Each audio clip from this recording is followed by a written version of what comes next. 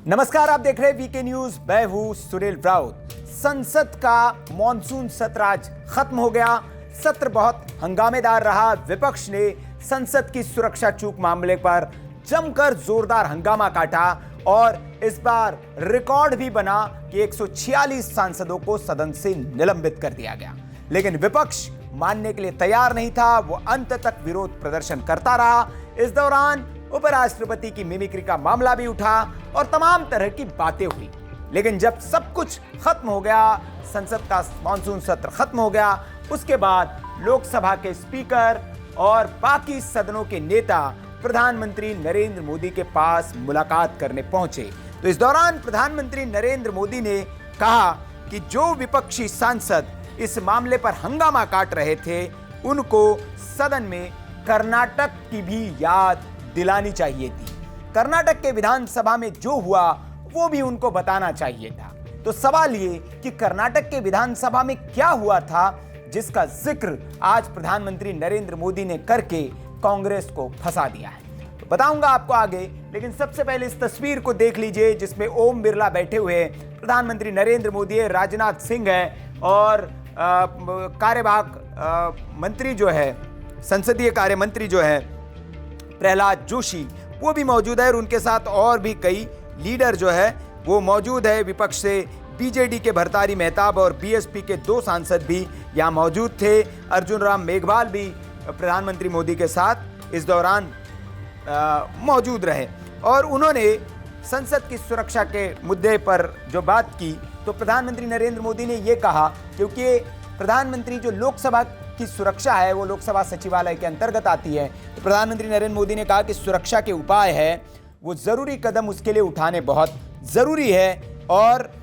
कर्नाटक की विधानसभा में जो कुछ हुआ वो थोड़ा कांग्रेस को याद दिलाना चाहिए। वैसे आज भी इस मुद्दे पर विपक्ष जो है वो चुप रहा नहीं है और आज 3 सांसदों को निलंबित किया, जिसमें कमलनाथ के सुपुत्र छिंदवाड़ा से सांसद नकुलनाथ, डीके सुरेश और छत्तीसगढ़ के कांग्रेस के अध्यक्ष दीपक बैज जो कि सांसद है वो शामिल है। इन 3 लोगों को आज संसद से निलंबित किया गया। दरअसल आपको जानकारी है कि 13 दिसंबर के दिन, जिस दिन संसद हमले की बरसी थी, उस दिन संसद में कुछ सिरफिरों ने घुसकर उपद्रव मचाया था। 2 युवक दर्शक दीर्घा से कूद गए थे और उन्होंने एक पीले धुएं वाला एक कनस्तर जो है वो जूते से निकाल कर वहां खोल दिया था, जिसके बाद संसद में अफरा तफरी मची थी। सांसदों ने सागर शर्मा और एक मनोरंजन देवराज नाम के 2 युवकों को पकड़ा था, उनकी पिटाई भी की और उसके बाद उनको सुरक्षा कर्मियों के हवाले कर दिया था, जिसके बाद उनसे पूछताछ चल रही है। उस पूछताछ के बाद कई और लोगों को गिरफ्तार किया। संसद के बाहर भी 2 लोगों ने हंगामा किया था और ये पूरी साजिश जो रची थी उसके अब परत दर परत खुलते जा रही है। लेकिन इस दौरान विपक्ष ने इसे बड़ा मुद्दा बनाया और खूब जोरदार संसद में हंगामा किया। हालांकि इस दौरान जो है वो सत्ता पक्ष की ओर से ये कहा जाता रहा कि ये पहली बार सदन में नहीं हुआ है और इसलिए विपक्ष को इस तरह की हरकत नहीं करनी चाहिए, क्योंकि ये पहला मौका नहीं है जब इस तरह की हरकतें हुई है। अमित शाह ने खुद कहा कि इतिहास में करीब 16 घटनाएं ऐसी है जिसमें पब्लिक गैलरी में उत्पात मचाने का उल्लेख मिलता है और इसलिए अमित शाह ने कहा कि ये जो है इसको विपक्ष को देखना चाहिए कि उनके कार्यकाल में क्या हुआ और कितनी बार क्या किया गया। जो निशिकांत दुबे है भारतीय जनता पार्टी के सांसद, उन्होंने भी इस मुद्दे पर एक ट्वीट किया था और कहा था कि 10 जनवरी 1991 में बद्री प्रसाद और 11 जनवरी 1991 में पुष्पेंद्र चौहान दर्शक दीर्घा से लोकसभा में कूद गए थे और अध्यक्ष के आसन तक पहुंच गए थे। लोकसभा अध्यक्ष से कोई सवाल नहीं, कोई इस्तीफा नहीं और कहा कि संसद की सुरक्षा लोकसभा सचिवालय का अधिकार है। कांग्रेस देश को गुमराह करना चाहता है। याददाश्त पर जोर डालिए, सभी बात पर राजनीति अच्छी नहीं होती। तो ये निशिकांत दुबे ने तब याद दिलाया था कि क्या हुआ था। अब पब्लिक गैलरी में इस तरह का 16 बार घटनाएं हो चुकी है, जो जहां से ये दर्शक दीर्घा से कूदे थे। 13 दिसंबर 2023 की घटना से पहले भी इस तरह की घटनाएं हो चुकी है। कब इससे पहले अगर हम बात करें तो संसद दीर्घा जो पब्लिक विजिटर गैलरी होती है उसमें से दर्शक दीर्घा से कूदने की, नारेबाजी करने की, पर्चा फेंकने की और मिर्च स्प्रे भी लेकर कुछ सांसद पहुंच गए थे सदन में। ऐसी घटनाएं भी वहां पर हो चुकी है।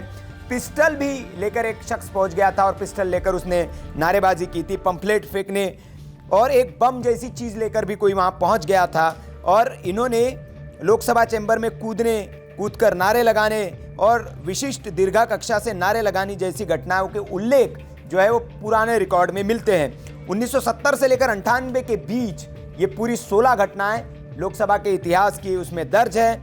74 में 2 पिस्टल और एक बम जैसी चीज लेकर जबरदस्ती दर्शक दीर्घा में घुसने का कोशिश करने और नारे लगाने की घटना के आरोप में विजिटर रतन चंद्र गुप्ता को सदन के जरिए 1 महीने के कारावास की सजा सुनाई गई थी। इसका भी रिकॉर्ड मिलता है। उस वक्त हरिकिशोर सिंह एमपी सिफारिश करने वाले प्राधिकारी थे। सदन के मुताबिक ऐसी 16 घटनाओं का उल्लेख मिलता है जिसमें से ज्यादातर पब्लिक गैलरी में नारे लगाने या फिर कागज फेंकने से संबंधित है। साल 1998 की बात करें तो 15 जुलाई के दिन दोपहर के 2:45 बजे होंगे, तब विशिष्ट दीर्घा कक्षा से नारे लगाए गए और विजिटर थी पूर्व सांसद लवली आनंद। जी हाँ, जो सांसद थी और पूर्व सांसद वहां पर पहुंची, विशिष्ट दर्शक दीर्घा एक होती है, वहां से उन्होंने नारेबाजी की थी। और ये इन घटनाओं का उल्लेख जो है 1977 में पहली और 1998 इस तरह की आखिरी घटना का जिक्र मिलता है। तो ये पहले भी घटनाएं होती रही है, इसीलिए सत्ता पक्ष जो है वो कह रहा है कि विपक्ष जो है वो बेवजह का इसको तूल देकर ये इस पर राजनीति कर रहे हैं और इसीलिए लोकसभा स्पीकर और सभापति ने राज्यसभा में इतने लोगों को सस्पेंड कर दिया। अब आते हैं अपने मूल प्रश्न पर कि कर्नाटक विधानसभा में क्या हुआ था, जिसका जिक्र प्रधानमंत्री नरेंद्र मोदी ने करके कांग्रेस को याद दिलाया कि सिर्फ जहां आपका शासन है वहां पर भी कुछ हो रहा है, उस पर भी ध्यान देना चाहिए। दरअसल कर्नाटक विधानसभा में सत्र के दौरान एक शख्स जो है वो विधायक न होते हुए भी काफी देर तक सदन में बैठा रहा था। इस मुद्दे को सदन में विपक्ष के आरोप के पर जवाब देते वक्त उठाना और बताना चाहिए था, ये प्रधानमंत्री नरेंद्र मोदी ने कहा, ताकि कांग्रेस को ये पता चल सके कि उनका कितना दोहरा चरित्र है और वो अपने राज्य में तो आंख मूंद लेते हैं, वहां इस तरह का कोई प्रदर्शन नहीं हुआ, वहां उस तरह की सुरक्षा में चूक को लेकर कोई हंगामा नहीं हुआ और ना ही बीजेपी ने किया। प्रधानमंत्री नरेंद्र मोदी ने ये बताया और इसको बता के कांग्रेस को आईना दिखाना चाहिए था। हालांकि इस मामले को उठाया नहीं, बाकी सारे 16 मामलों को संसद में उठाया गया और विपक्ष को बताया गया, लेकिन मोदी ने कर्नाटक के इस मामले का जिक्र करके कांग्रेस को एक्सपोज करने की एक तरह से कोशिश की है।